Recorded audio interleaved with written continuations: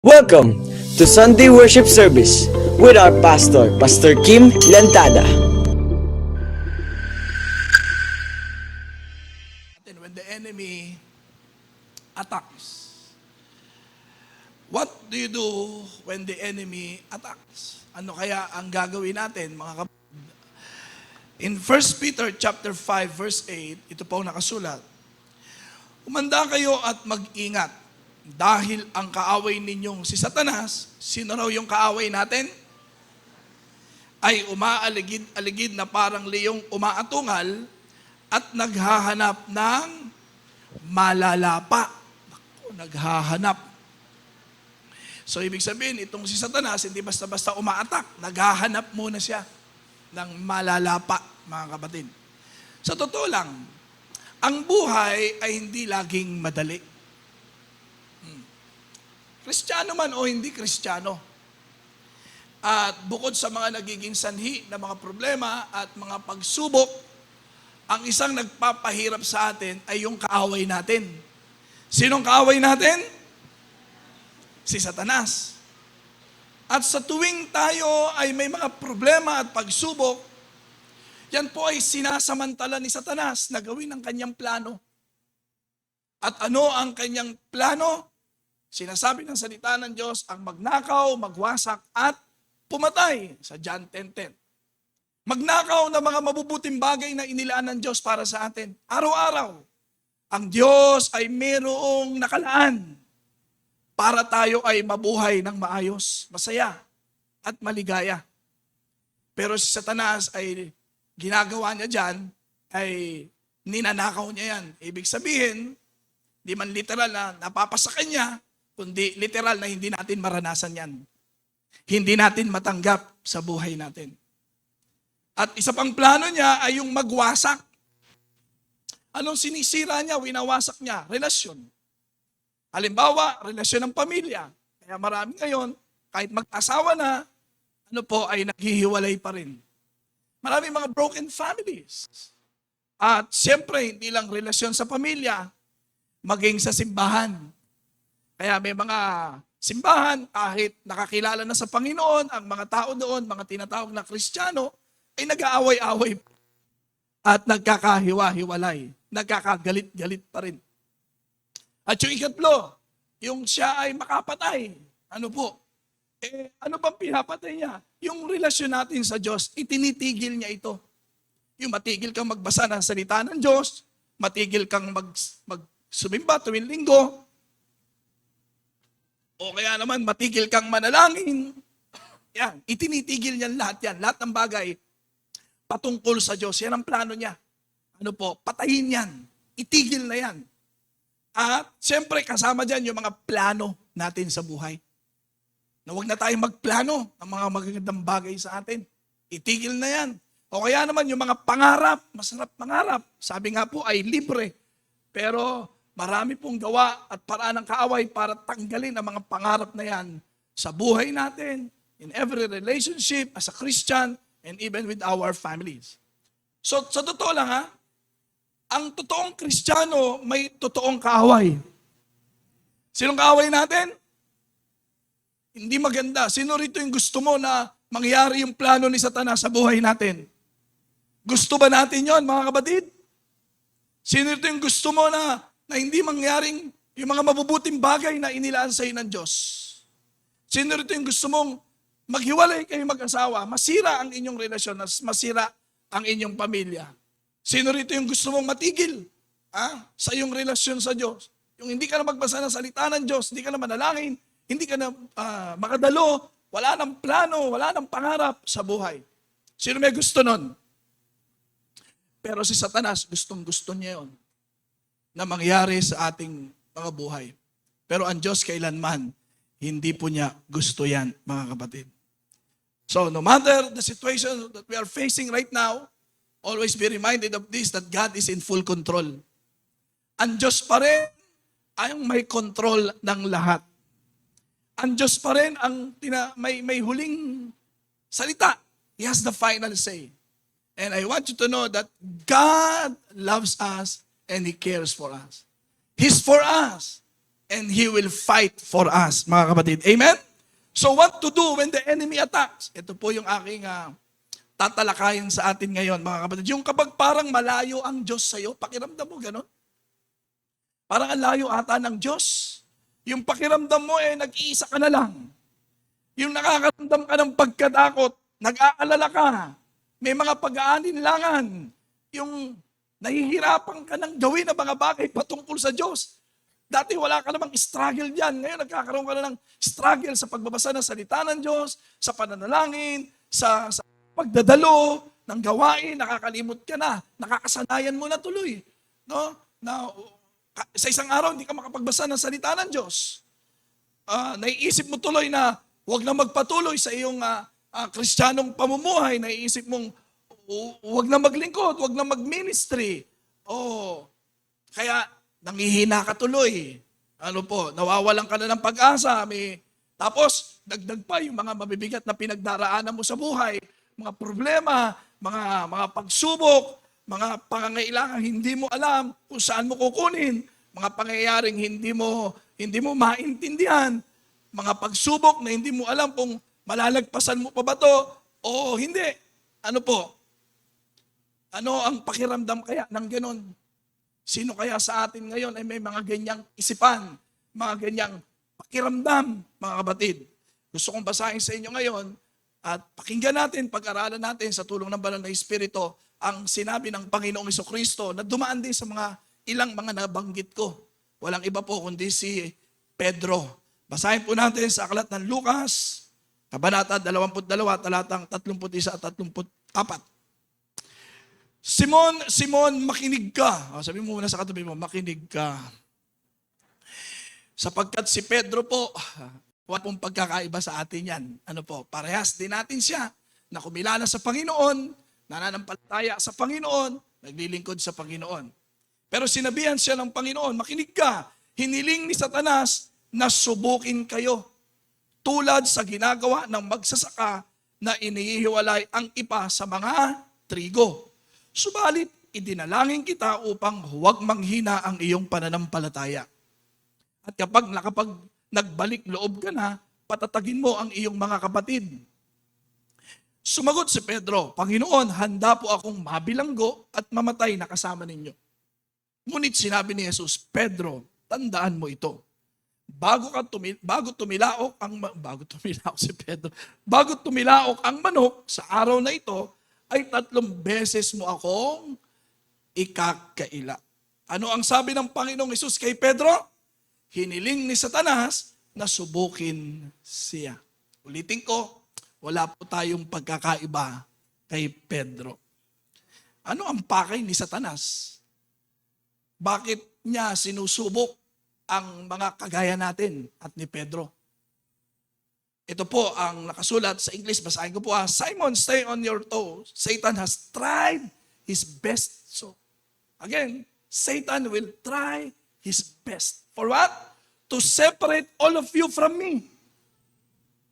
Para raw ihiwalay tayo sa Panginoon. Bakit? Kasi alam ni Satanas, apart from Jesus, we can do nothing.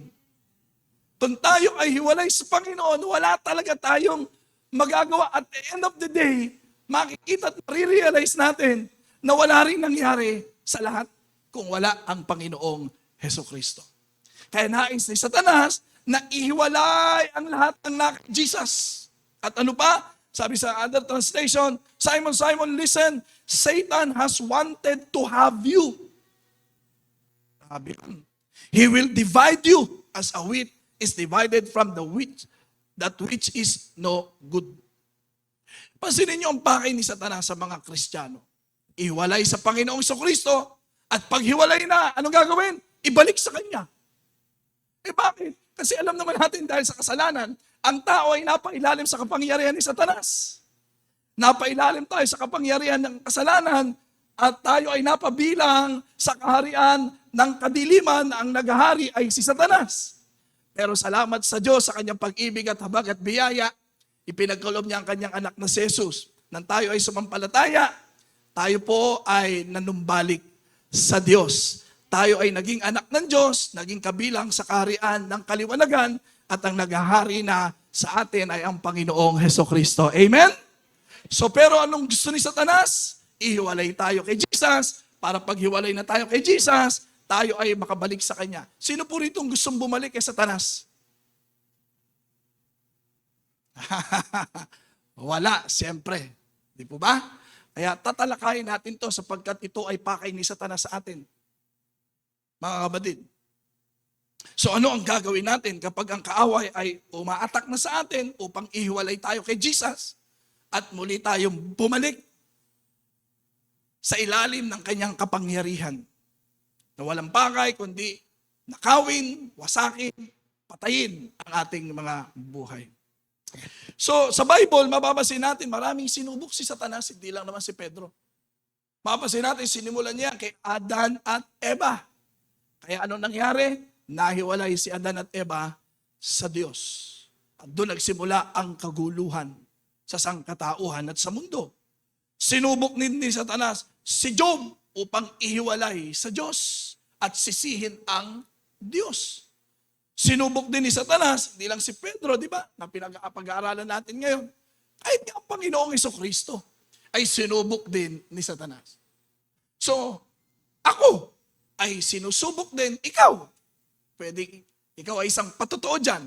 Ibig sabihin, lahat tayo, mga kapatid, ay talagang susubukin nitong kaaway natin. But when the enemy attacks, mga kapatid, anong gagawin natin? Kapag ang kaaway ay sumalakay na sa atin, at ang kaaway sumasalakayan kapag tayo ay mayroong mga pinagdadaan ng problema, may mga pinagdadaan ng hinaharap na pagsubok, nandun tayo sa mga pagkakamali, pagkakasala, ay andyan po ang kaaway natin. So ano ang gagawin natin ngayon, mga kapatid? Sapagkat ayaw naman natin na ang kaaway ay muling maka-attack sa atin, mga kapatid. Ayaw natin na mangyari kung ano ang kanyang plano sa atin. So, what do you do when the enemy attacks? When the enemy attacks, number one, remember, Jesus is praying for you. Lagi mong alalahanin yan, ang Panginoong Hesus ay nananalangin sa iyo. Anong ibig sabihin niya, mga kapatid? Hindi ka nag-iisa. Kasama mo ang Panginoong Hesukristo. Amen? Sabi ng verse 32, but I have prayed for you.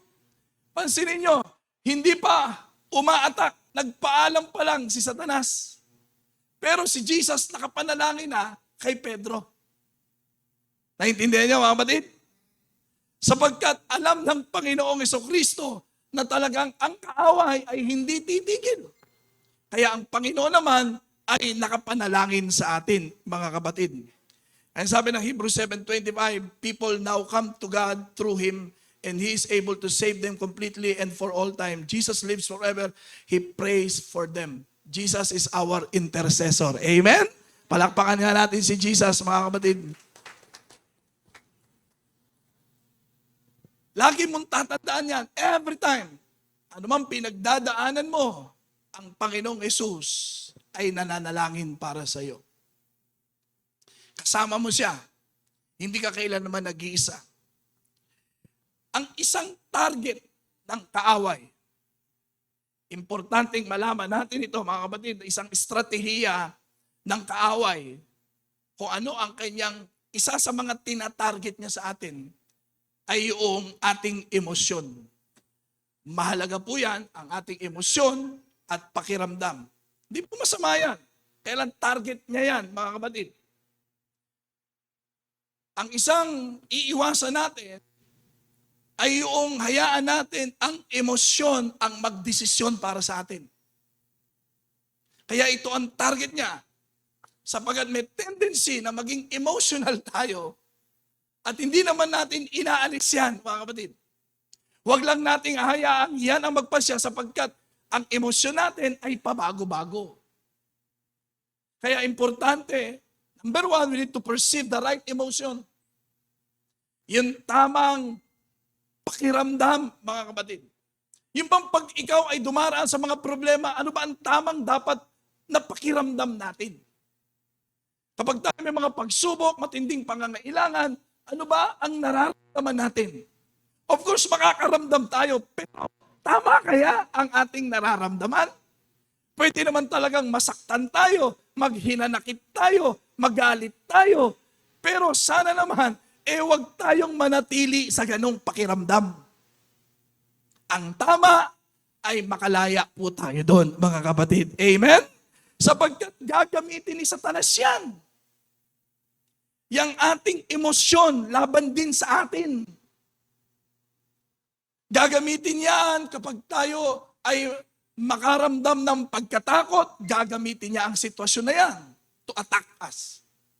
Kapag tayo ay nakaramdam na ng pag-aalala, pag-aalinlangan, pagkaawa sa sarili, maging maramdamin, pag-iisip ng mga negatibo, yung pagkalungkot, pakiramdam mo na walang nagmamalasakit sa'yo, walang nagpapahalaga sa'yo, na kahit ang Diyos, pakiramdam mo na rin, parang hindi ka na mahalaga sa Kanya, nalilito ka na, yung parang mali, parang tama na rin, yung hindi totoo, parang yun ang totoo, yung mga taong tutulong sa'yo, parang iniisip mo, yun ang magpapahamak sa'yo. So, may mga ganun tayong mga pakiramdam, mga kapatid. Yung madaling, ganito kasi yan eh. Ang pakiramdam mo, emosyon kasi, ang bilis magbago niyan. Yung bang, ang saya-saya mo ngayon, kapatid ha? Pero maya-maya po pwedeng hindi ka na masaya. Po pwede rin naman, ang lungkot-lungkot mo ngayon, po pwede rin maya-maya, masaya ka na. Ganyan ang emosyon eh. Pabago-bago yan eh, mga kapatid. Kaya hindi po pwedeng hayaan mong makontrol ka ng emosyon mo.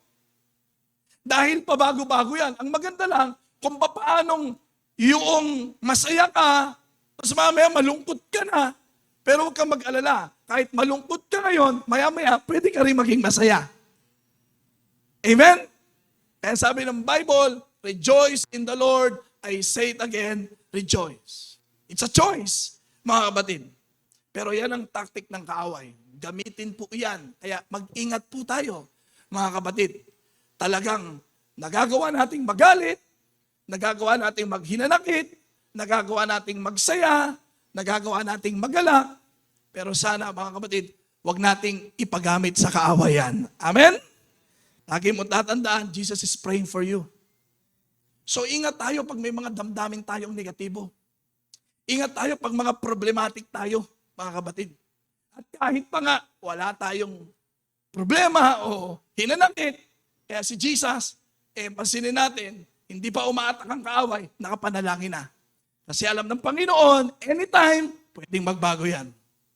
Kaya si Jesus, laging nananalangin sa atin. Masaya o hindi, Jesus is praying for us. Amen?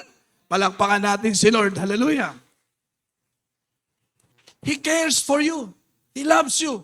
Dapat po yan ang nararamdaman natin. Sa tuwing tayo ay may mga problema, may mga pagsubok, makaramdam ka man ng kalungkutan, frustration, depression, pero dapat mas maramdaman natin yung malasakit at love ni Jesus. Dapat mas malakas ang pakiramdam natin sa gano'n na alam natin, I'm not alone. Jesus is with me, He was with me. He's praying for me. Kasama ko ang Panginoong Jesucristo. Sabi mo sa katabi mo, kasama mo si Jesus. Dapat yan ang mas maramdaman natin. Amen? Pero anong kaaway? Ang ipararamdam niya sa'yo, yung kaawaan mo ang sarili mo, mga negatibo ang maramdaman mo. Pero huwag kayo mag-alala, ang banal na Espiritu, ipararamdam niya sa atin na hindi tayo nag-iisa. Kasama rin natin ang Panginoong Jesucristo. And I'm praying na yan ang mas maramdaman mo every time that you experience having a problem and trials and needs and having the attack of the enemy. Don't forget that. Remember, Jesus is praying for you. Jesus is with you. He was with you. He's praying for you and He will fight for you, mga kapatid. Amen. So, pangalawa, dahil ang Panginoong Jesucristo ay nananalangin sa atin, mga kapatid, ano po, kaya dahil doon, dapat maging tama ang pakiramdam natin. Ano po? Pwedeng masaktan, pero huwag mananatiling nasasaktan. Ano po? Dapat makaramdam na tayo na pwede tayong magpatawad sa mga taong nakasakit sa atin. So pag ganyan po tayo, nagiging tama ang pakiramdam natin, mahalaga rin inihahanda natin yung ating mga sarili, mga kapatid. So maging handa, mga kapatid, because anytime, the enemy will attack. So prepare yourself. Pansinin natin, ang Panginoong Kristo, alam niya, bago umatak ang kaaway, alam yan ng Panginoong Kristo. Napansin po ba natin na sabi ng Panginoon, bago mangyari, yung pagtatatwa, pagkakaila ni Pedro, sinabi na ng Panginoong Kristo yon? Hindi pa nangyayari yon, mga kapatid. Alam na ng Panginoong Kristo. Kaya sabi ng verse 34, Pedro, tandaan mo ito. Bago tumilaok ang manok sa araw na ito, ay 3 beses mo akong ikakaila. So alam ng Panginoon, bago at kapag tayo o andyan na ang pag-attack ng kaaway, alam yan ng Panginoong Kristo. So ano ang nagpapatibay din dito? Isang katotohanan, talagang hindi tayo nag-iisa. Amen? So sabi mo sa katabi mo, hindi ka nag-iisa. Kaya ihahanda mo ang sarili mo. Bakit? Pagkat anumang oras, ang kaaway ay pwedeng sumalakay sa atin. Mga kapatid, anumang oras yan. At madalas, sa hindi mo inaasahan. Sabi ko nga, ang kaaway, hindi kakatok. Anumang problema, anumang pagsubok, ang kaaway, hindi kakatok. Ang magnanakaw, sapagkat ang kaaway natin ay magnanakaw, hindi kakatok yan. Hindi sasabihin sa iyan, o Leah, buksan mo ang pinto mo, ilabas mo na yung TV mo, pati tab mo, cellphone mo, wallet mo, lahat ng mga mahalaga sa'yo, ilabas mo na sapagkat ako ay magnanakaw mamayang gabi sa'yo. Hindi gagawin ng magnanakaw yon, mga kapatid. At ganyan si Satanas. Kahit mga problema, mga pagsubok, mga kapatid. Pero si Jesus, kumakatok sa atin. Amen? Si Jesus, kumakatok sa atin. Kumakatok sa ating mga buhay. Sabi niya, kung pagbubuksan natin siya, kasama natin ang Panginoon. You will realize when you open your heart and acknowledge Jesus in your life, alam mo yan, na hindi ka nag-iisa. Kasama mo ang Panginoon. Amen. Palakpakan natin si Lord. So kung ang kaaway hindi kumakatok, si Jesus, kumakatok yan sa atin. Ibig sabihin, paaalalahanan tayo agad ng Panginoong Jesucristo. Kailangan lang sensitive tayo. Ibig sabihin, lagi nating ihahanda ang sarili natin. Aware tayo. Anytime ang kaaway pwedeng umatak. Kaya hindi pwedeng pa-relax-relax. Sabi mo sa katiwa, huwag kang pa-relax-relax. Dapat laging nakahanda. Sino po dito naranasan mo na? Naranasan mo na ba yung hindi ka magdala ng payong sa tag-ulan? Bakit? Kasi iniisip mo, wala namang ulan. So, hindi ka nagdala ng payong, pero tag-ulan. Kasi pagkita mo sa labas, wala namang ulan. So, nung ikaw ay nandoon na, lumabas na, biglang umulan, wala kang dalang payong. Sino naman dito yung naranasan mo yung magdala ng payong kahit walang ulan? Bakit? Inisip mo kasi, baka umulan. At bigla kang umulan. At least, may dala kang payong. Ganyan din sa pag-attack ng kaaway, mga kapatid. Anumang oras, pwedeng umatak ang kaaway. May ulan o wala, magdala ng payong.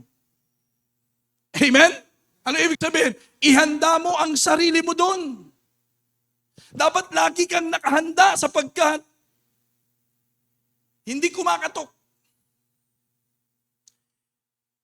Pero ang kaaway, alam nyo ba na hindi man nagpapaalam sa atin, pero nagpapaalam kay Jesus. Pero sa'yo, sa akin, hindi niya ipapaalam, hindi siya magpapaalam. Pero sa Panginoong Kristo, bago siya umatak sa atin, magpapaalam muna siya, hingi siya ng permiso. Bakit? Sabi ko nga sa inyo, still, God is in full control. Wala siyang pwedeng gawin na hindi alam ng Panginoong Kristo. Kaya nagagawang manalangin ng Panginoon agad sapagkat alam niya, bago at habang umaatak ang kaaway sa buhay natin. Lagi siyang nakapanalangin. Ganyan ang ginawa niya. Halimbawa, kay Job, di po ba? Bago niya atakin si Job, siya ay nagpaalam muna sa Diyos. Humingi muna siya ng pahintulot. Kaya sabi ng awit 37:23, ginagabayan ng Panginoon ang bawat hakbang ng taong matuwid na ang buhay ay nakalulugod sa Kanya. Ginagabayan daw ng Diyos ang bawat hakbang natin. Bawat ginagawa natin na nakalulugod sa Diyos. Amen. Kaya tiyakin natin lahat ng ginagawa natin ay yung tama, mabuti, kalooban at nakalulugod sa Diyos. Makatitiyak tayo ay merong gabay ng Diyos. Amen. Palakpakan natin si Lord. So kailangan tama ang ating nararamdaman. Tandaan mo, hindi ka nag-iisa. Pangalawa, kailangan lagi kang nakahanda. Sapagkat ang kaaway ay laging naghahanap ng malalapa. At pangatlo, siyempre, pag tama ang pakiramdam mo, naihanda mo ang sarili mo, magagawa mo magtiwala sa Diyos, mga kapatid. Ang tiwala pa rin sa Diyos, siyempre. You need to place your trust in God. Lagi mong tandaan, God never fails. Kailanman ang Diyos ay hindi nabibigo. Minsan ba naitanong mo, Pastor, kung ang Diyos pa rin na may kontrol ng lahat, nalalaman niya ang lahat, nakikita niya ang lahat, bakit hindi na lang niya sabihin sa kaaway natin na hindi niya bigyan ng permiso kapag tayo ay sasalakahin ng kaaway? Pwede niya namang i-rebuke ang kaaway para hindi sumalakay sa atin. Bakit pinahihintulutan pa ng Diyos si Satanas nang salakayin si Job? Bakit alam naman ng Panginoong Jesucristo na attack si Satan kay Peter at itatatwa siya ni Pedro 3 beses pa? Bakit hindi na lang tayo tulungan? Katulad ng mga alagad, alam naman ng Panginoon na may darating na bagyo. Bakit hinayaan pa rin niyang pumalaot ang mga alagad at sinalpok ng bagyo? Pwede naman sabihin ng Panginoon, mamaya na, saka na muna. Di ba ganyan tayo? Pag namamasyal tayo sa ibang lugar, pag may bagyo, malakas ang alon, yung mga island hopping, cancel po yan. Sa aeroplano, cancel po yan. Kasi nalalaman agad nila. Di lalo na ang Panginoon. Ba't hindi niya pinipigilan? Kaya naman, sabihan na lang tayo, huwag ka munang umalis. Itali na lang yung kamay natin dahil matigas ang ulo natin. Tapos ilak na lang ang pinto sa bahay natin sapagkat tayo ay mapapahamak. Bakit? Hindi na lang ganun ang gawin ng Panginoong Hesukristo. Para maintindihan natin kung bakit pinahihintulutan pa rin na tayo ay dumaan sa mga problema, sa mga pagsubok, kahit ang kaaway ay sumalakay sa atin. Yung pangalawa po, we need to recognize the purpose of the Lord for this. We need to recognize that Jesus is strengthening you. Pinalalakas ka ng Panginoon. Pinatatatag ka ng Panginoon. Pansinin natin, sa Luke 22:32 pa rin, but I have prayed for you, I have prayed for what? That your faith will be strong. So ibig sabihin, gusto ni Lord maging matatag ka, maging malakas ka. Tandaan natin ang Diyos, hindi po siya masaya kapag nakikita niyang nahihirapan tayo. Hindi po masaya si Lord kapag tayo ay nakikita niyang umiiyak, nabibigatan, may mga problema, may mga pagsubok. Hindi po natutuwa si Lord sa ganon. Kaya lang, gusto rin ng Diyos na maging matatag tayo. Gusto rin ng Lord na maging malakas tayo. Tumibay tayo, mga kapatid. Yan ang layunin kung bakit pinahintulutan pa rin, mga kapatid. Sapagkat habang nabubuhay tayo, ay hindi titigil ang kaaway sa pag-attack sa atin. Amen? Sabi mo sa katabi mo, gusto na Lord, maging malakas ka. That's why there is a quotation that says, don't pray an easy life. Pray for strength. Kaya pansinin nyo, itinulad ng Panginoong Hesus yung pagsubok ni Satanas kay Pedro sa isang ipa na binabayo. Yung paghiwalay ng ipa sa trigo. Inahilin tulad ng Panginoong Hesus yung ginagawang pagsubok ni Satanas sa mga Kristiyano sa isang ipa na inihiwalay sa trigo, mga kapatid. Bakit? Sa totoo lang, nung araw, hindi ko maintindihan yan, mga kapatid. Pero sa pagpapatuloy, naunawaan ko na rin po ito. Ganun po talaga. Kaya itong 30 days challenge natin, ang isang layunin talaga nito, mga kapatid, mapuno tayo ng kaalaman ng kalooban ng Diyos. Amen? Sapagkat yung kamangmangan, yan po ang nagpapahamak sa atin. Kaya kailangan matalino tayo, mga kapatid, sapagkat may mga bagyo, may mga pagsubok na daraan sa buhay, importanteng maging matalino ang bawat isa sa atin. Amen? Sapagkat ang sabi ng salita ng Diyos, dahil sa kamangmangan natin, kaya tayo napapahamak. So ito po, mga kapatid, mapapansin natin, halimbawa sa atin, ano bang ginagawa natin sa ating mga palay na itinatanim? I-harvest natin yan, di po ba? Pagkatapos nating i-harvest yan, anong gagawin natin? Traditionally, may pagbayo na tinatawag dyan. Binabayo. Para sa pagbabayo, nahihiwala yung ipa doon sa bigas. Di po ba? Babayuhin yan. So pagkatapos bayuhin, anong gagawin? Ilalagay sa bilao. Tapos ihahagis. At madali nang mahihiwalay ang ipa.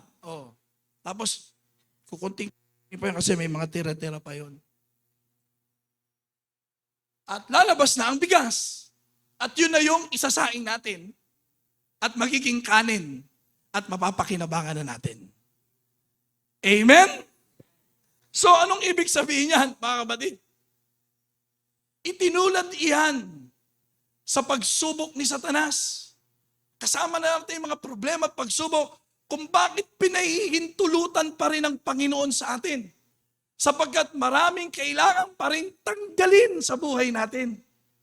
Kailangan idaan pa rin tayo sa pagbayo para ihiwala yung mga hindi nating kailangan. Sapagkat alam naman natin, mga kapatid, na dahil tayo ay napailalim sa kapangyarihan ng kasalanan, marami tayong nakasanayan at nakaugalian sa buhay natin at mga binana pa natin sa ating mga magulang na mga bagay na hindi kalugod-lugod sa Diyos. Pagkatapos tayo ay nakakilala sa Panginoon, so maraming dapat baguhin. Kaya ito mga problema, pagsubok, pag-atak ng kaaway, ay isang paraan din yan para tayo po ay ilabas yung original design ng Diyos sa buhay natin. Bakit? Sapagkat natakpan ng kasalanan. Yung magandang pagkagawa sa atin ng Diyos, nilikha tayo ng Diyos na mabuti, ayon sa wangis at larawan ng Diyos, fearfully, wonderfully made, created by God. Tingnan mo ulit ang katabi mo, tingnan mo. Pero nung magkasala ang tao, ano ang nangyari? Nawala yung true original image natin. Dahil sa kasalanan. At ito ngayon yung nais paguhin sa atin ng Lord. Hindi palitan yung pagkatao natin, kundi ilabas yung totoong pagkatao natin na nilikha at ginawa ayon sa wangis at larawan ng Diyos. Amen? Tingnan mo yung uli katabi mo. Ano na itsura sa pagbabayo dyan? Bugbog sarado na ba yan? Mga kapatid? O yung iba, hina-harvest pa. Pagka-harvest, asan ka na ngayon? Binabayo ka na ba? O nandun ka na sa, sa bilao ka na, hinahagis-hagis ka na. Nahihilo-hilo ka na. Ganun na ba ang feeling mo ngayon, mga kapatid? Pero huwag kang mag-alala. Ano po, may inilalabas lang ang Panginoon sa buhay mo. Amen? Palakpakan natin si Lord. Hallelujah. Parang ang Panginoong Jesucristo, bakit kailangan pagdaanan pa ang hirap ang mamatay sa krus? Pagsalitaan siya ng masama, saktan siya mentally, emotionally, physically, and even spiritually. Mga kapatid, bakit kailangan? Sabi nga ni Pedro sa kanya, Panginoon, hindi niyo na kailangan mamatay sa krus. Kasi alam niya na kung gaano katindi ang kahihiyan ang ipako ka sa krus at yung matinding proseso ng pagdadaanan bago ka maipako sa krus. At alam ni Pedro na ang Panginoong Jesucristo ay Diyos na napakabuting Diyos. Ano po, kung bakit naparito ang Panginoong Jesucristo ay para tulungan tayo, iligtas tayo. Ibig sabihin, alam ni Peter that you don't deserve that. Kaya sabi ni Pedro, ba't di mo na lang, Panginoon, padala ang mga anghel? O kaya si Michael ay padala mo. Mga ganun. Siya na lang. Pero dahil alam ng Panginoon sa pagdaranas niya ng mga ganung bagay, ay may ilalabas ang Diyos. At anong ilalabas ng Diyos? Kaligtasan. Na matapos ang mga sufferings at paghihirap na ito, may ilalabas ang Diyos na kanyang pag-ibig, ipadarama niya sa sangkatauhan, ang pagpapatawad ay ipagkakaloob niya sa lahat, na ipapakita niya ang Diyos ay hindi nagtatangi. Kaya matapos ang hirap ng Panginoong Jesucristo na buhay na maguli, narito tayo ngayon, mga nakakilala sa Diyos, nanumbalik sa Diyos, at mga naligtas na. Amen? Alakpakan natin si Lord. Hallelujah! And even restoration. Dapat yan ang focus natin. Kapag tayo ay dumadaan sa mga problema at pagsubok, at kahit ang kaaway ay mayroong pagtak sa atin, alam nating may inilalabas ang Panginoon. After this, maraming mabubuting bagay ang may ilalabas sa buhay ko. Amen? O, tingnan mo ulit yung katabi mo, may inilabas na ba? O binabayo pa rin yan? Kailangan pa rin bayuhin. Ha? O kaya naman ihagis-hagis pa bago makita talaga yung wangis at larawan ng Diyos, which is the original design of God, mga kapatid. Sa totoo lang, nag-aaral po tayo ngayon, Bible School. Nung kahapon ata yan, ano? While we were in Hong Kong, online, umatin po ako sa klase namin. Ang subject o tinalakay po namin doon ay CPE. Ano po yung CPE? Clinical Pastoral Education. Ibig sabihin, ipinakita ron kahit mga pastor, maraming issues, maraming kailangan baguhin din sa buhay namin at kailangan madil namin ng maayos yun sapagkat kami ay magmiministeryo, dapat matiyak namin na kami rin ay naministeryohan ng maayos. Naintindihan niyo mga kapatid? Lahat tayo may mga issues sa buhay. Lahat tayo may dahilan. Lahat tayo may dahilan kung bakit tayo nagkakaganyan na dapat naming maintindihan. Kaya pagkatapos ito, we can conduct counseling sapagkat maintindihan namin. Dapat maunawaan natin ang lahat ng bagay. Everything, there is a reason behind. O, tingnan mo ulit yung katabi mo. O, may dahilan yan. Kung bakit may ugali pa rin ganyan, mga kapatid. Kaya, merong tinatawag na character building. Pagsasaayos ng pagkatao natin, mga kapatid. At ito ang isang tinitingnan natin sa 30 days challenge. Sa tuloy-tuloy, mga kapatid. Walang tigil. Ano po, bagamat mahirap, challenge. Parang isipin mo lang, isinalang ka sa pagbabayo. Hindi madali. Pero habang ginagawa mo ito, may lumalabas sa iyo, mga kapatid. May nahuhubog sa iyo. May nabubuo sa iyo, mga kapatid. Yun talagang ikaw ay inilalabas ng Diyos. Amen? Luke 22 verse 32. But I have prayed for you. I have prayed that your faith will hold firm and that you will recover from your failure. Lahat naman tayo nagkakamali. Alam ng Panginoon na si Pedro ay magkakamali. Sino ba rito ang hindi nagkakamali? Pero ang mahalaga, natututo tayo sa bawat pagkakamali natin. Amen? Kaya ipinapaalam ng Panginoon kay Pedro yun. Sinasabi ni Pedro, itatatwa mo ko 3 beses para ano? ihanda itong si Pedro. Para alam niya kung ano ang kanyang gagawin. Pero ano sabi ni Pedro? Hindi, Panginoon. Ipaglalaban ko kayo. Hindi niya alam na magkakamali siya. Kaya inihanda na siya ng Panginoon. Hindi lang basta sinabi ng Panginoon yun na itatatuwa mo ako. Ang layo din ng Panginoon kaya sinabi yun para ihanda si Pedro. Na pagdating ng attack ng kaaway, you should know what to do. Amen? O kaya ano nangyari? Nung itinatwa niya, 3 beses, tinignan siya ng Panginoon. Nagalit ba ang Panginoon? Hindi naman nagalit ang Panginoon sa pagkakamali ni Pedro. Kailan tayo pinagalitan dahil sa pagkakamali natin? Si Satanas, galit sa atin. Pinagagalitan tayo at inilalagay niya sapagkat siya ang unang-unang nagkamali ng desisyon. Na iwanan niya at humiwalay sa Diyos. So nakita niya yung consequence noon. Gusto tayong idamay. Na ma-feel natin yung guilty feeling sa ating sa bawat pagkakamali natin. Pero ang tanong, si Pedro nagkamali, ikaw nagkamali, pero nagalit pa sa atin ng Diyos? Hindi kailanman nagagalit ang Diyos sa tuwing tayo ay magkakamali, mga kapatid. Instead, anong ginawa ng Panginoon? Sabi niya, Peter, I prayed for you. Idinalangin na kita, Pedro. So hindi nagagalit si Lord sa pagkakamali natin. Huwag ka lang manatili dyan. Amen? Sapagkat ang sabi ng salita ng Diyos, idinalangin kita. Ipinagpe-pray tayo ng Panginoong Hesukristo. Amen. Ibig sabihin sa bawat pagkakamali natin, hindi tayo nag-iisa, hindi tayo iniiwanan kailanman ng Panginoon. Hinuhubog tayo ni Lord. Kaya sana sa bawat pagkakamali natin, may natututunan tayo. We learn from our failures and mistakes. Hindi natin basta tatanggapin lang, siyempre, tao lang, nagkakamali lang. Tama naman yung taong nagkakamali. Pero dapat may natututunan tayo. That's why God allows that to happen for all of us. Na nagkakamali pa rin tayo, mga kapatid. Para lang sa ganon, ay nahuhubog ang ating pagkatao. And second, for continuous growth.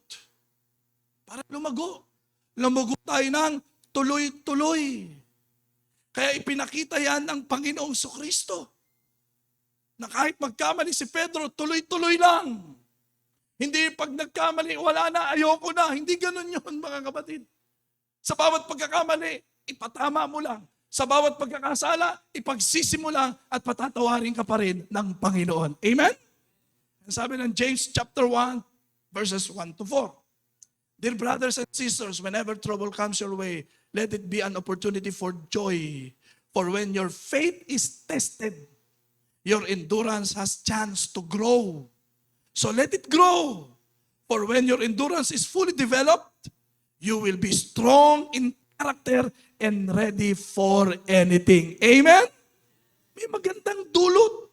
Nagdudulot ng katatagan, nagdudulot ito ng kalakasan, mga kapatid. Kaya sabi, tiisin ninyo. May inaayos si Lord sa atin, mga kapatid. Kaya kung nakakaramdam tayo, nakakaranas pa rin tayo, nasasaktan pa rin tayo, nagagalit pa rin tayo, nalulungkot tayo, nadidiscourage tayo, may mga frustration tayo, huwag ka mag-alala. Tiisin mo yan. Lagi mong alalahanin, hindi ka nag-iisa. Idinadalangin ka ng Panginoon at may layunin si Lord.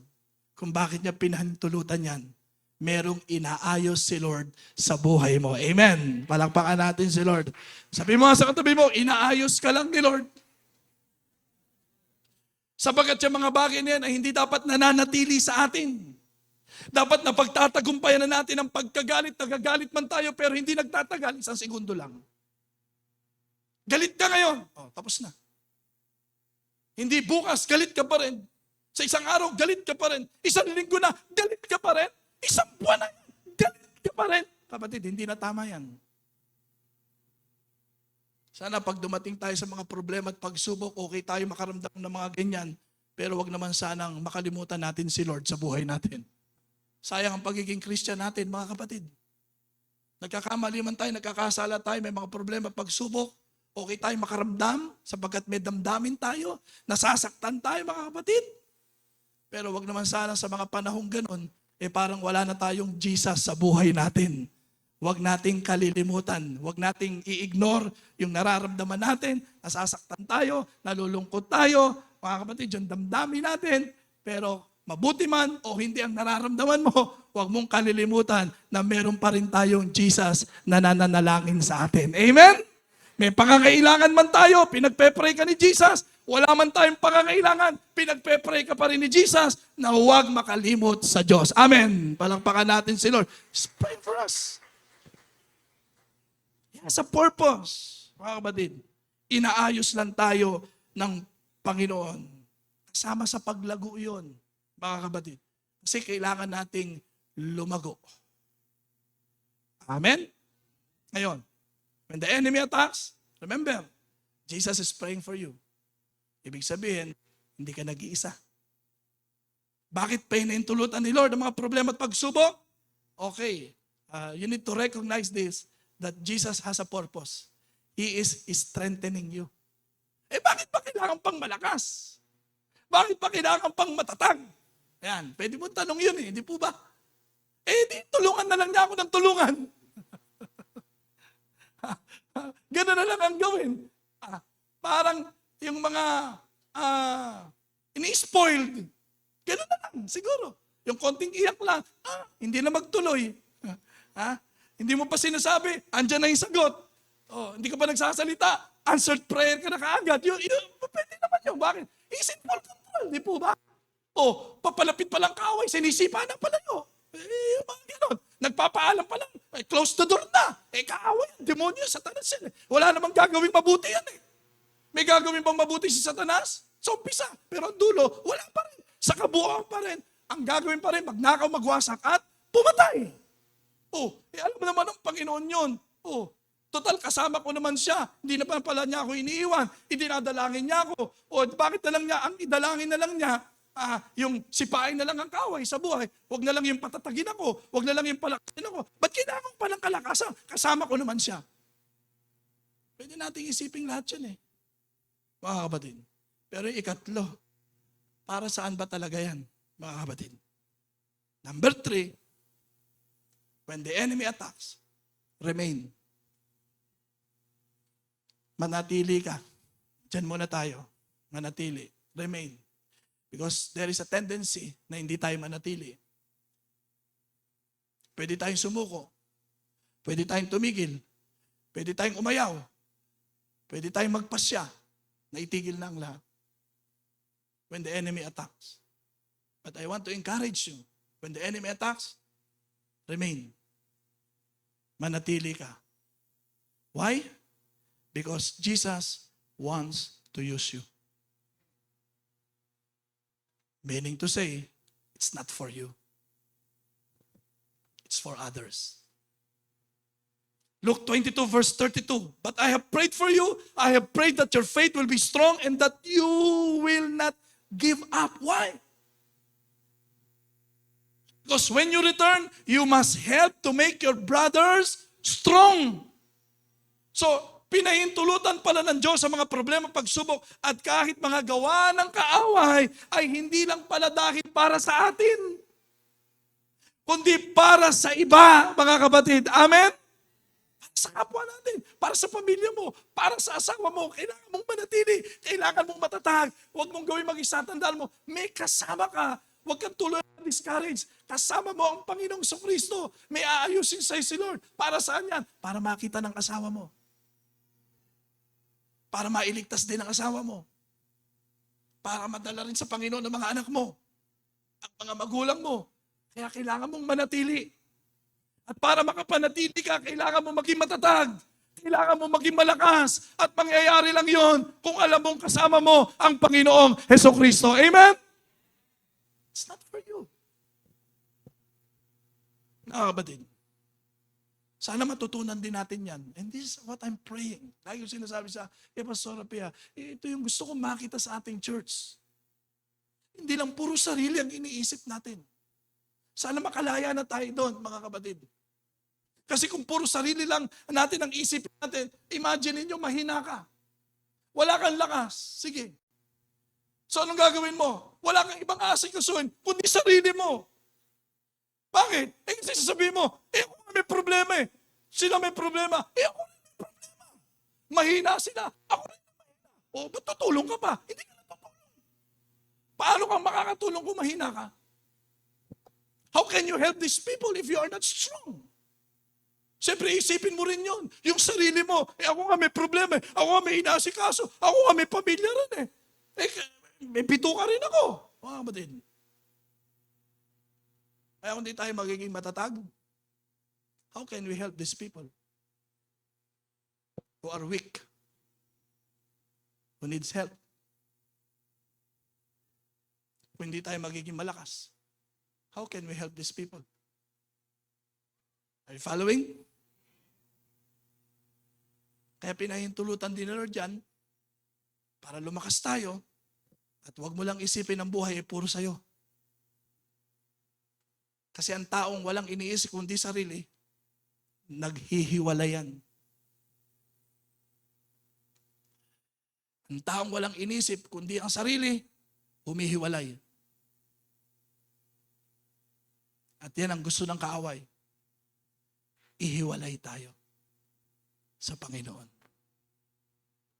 Maraming nawala sa Panginoon dahil inisip ang puro sarili. Papaano ako? Papaano ako? Papaano lang to? Saan ko nito? Papaano ako? Papaano to? Papaano ako? Papaano ako? Papaano ako? O, nawala sa Panginoon. Kaya dapat maging matatag. Maging malakas. At naisabihin sa atin, Jesus is praying for you. He cares for you. You are not alone. It's for you. He will fight for you. Be strong. Take courage. It's not all about you. Okay ka na eh. Pwede naman. Paano sila?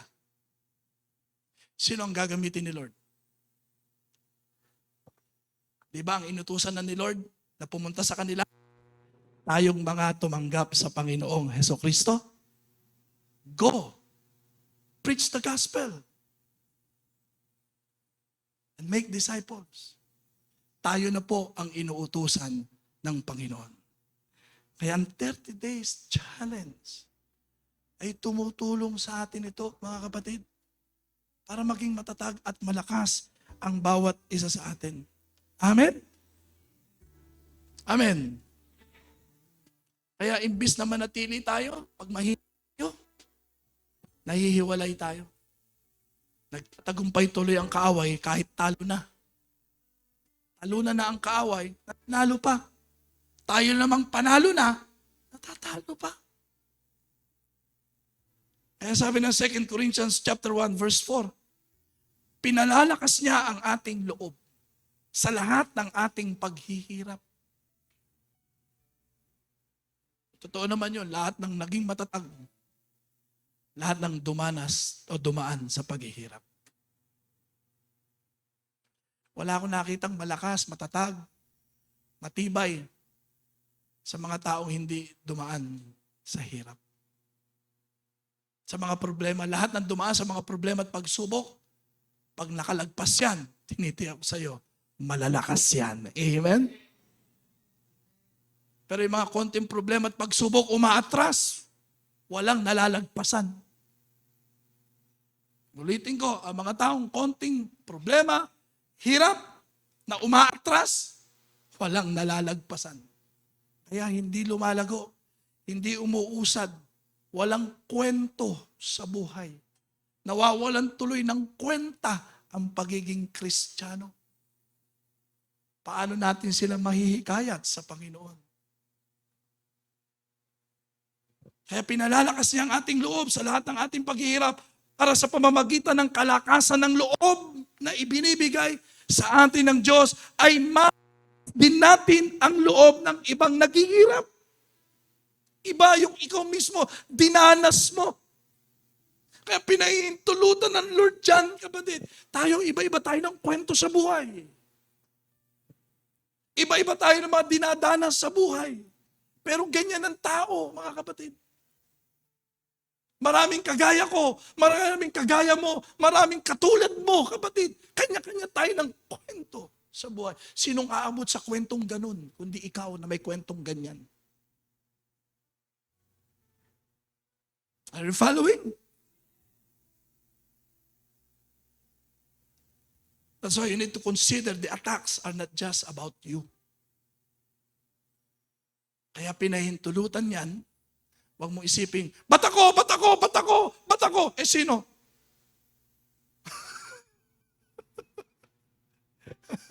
Ha? Ganyan ba lagi sinasabi mo kay Lord? Ba't ako? Ba't ako? Ba't ako? Eh sino?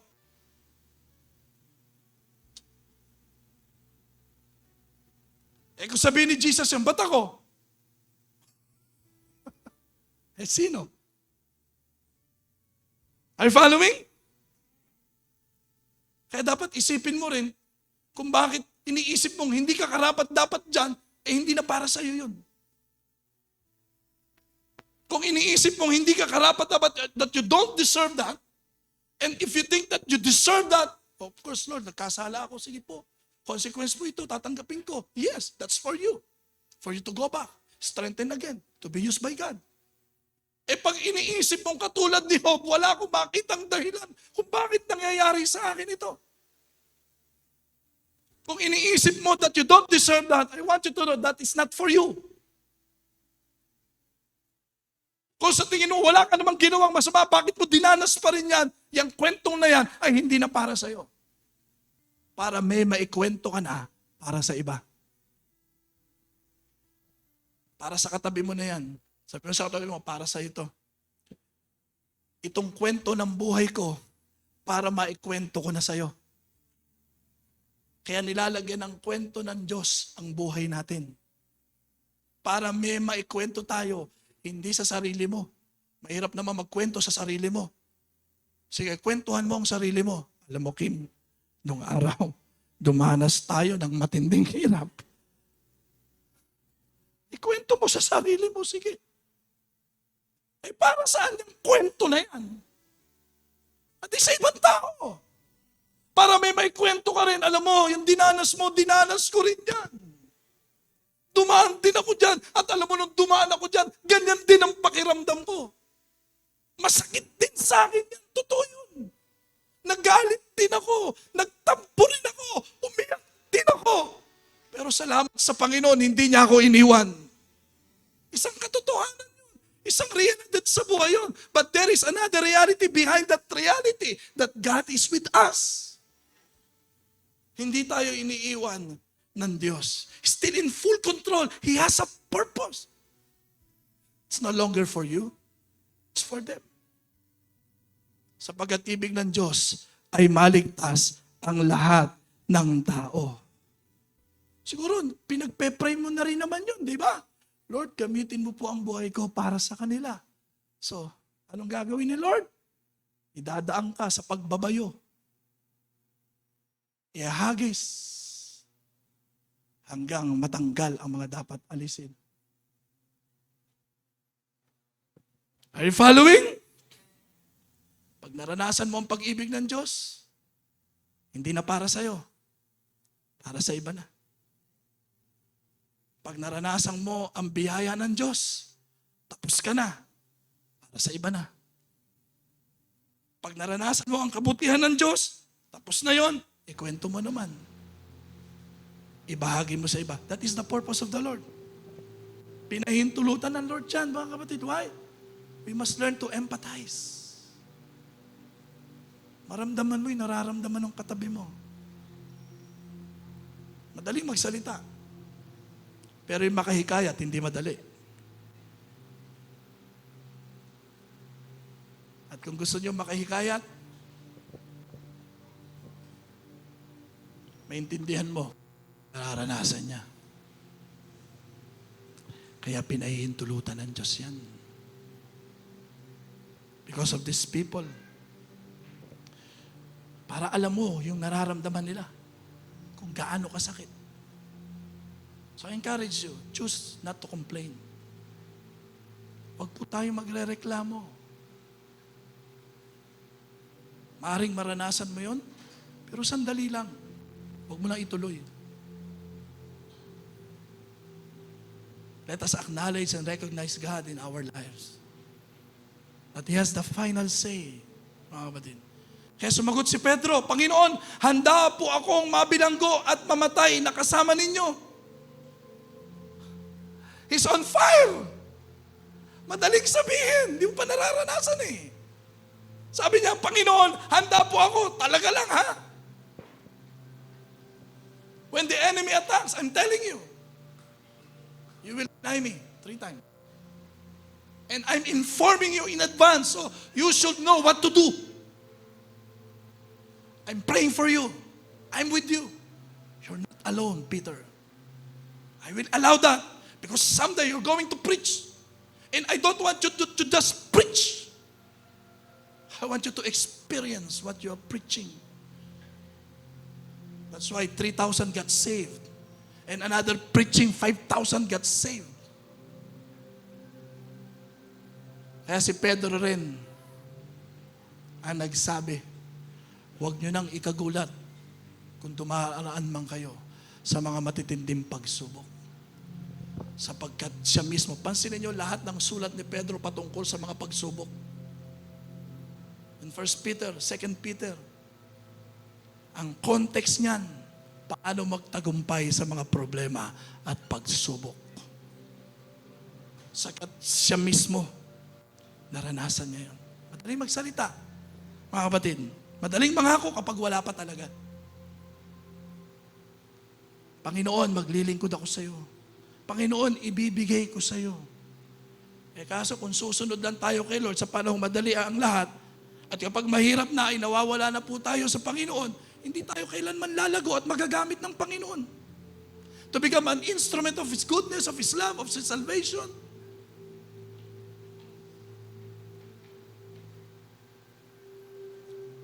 Verse 34, ngunit sinabi ni Jesus, Pedro, tandaan mo ito. Bago tumilaok ang manok sa araw na ito, ay 3 beses mo akong ikakaila.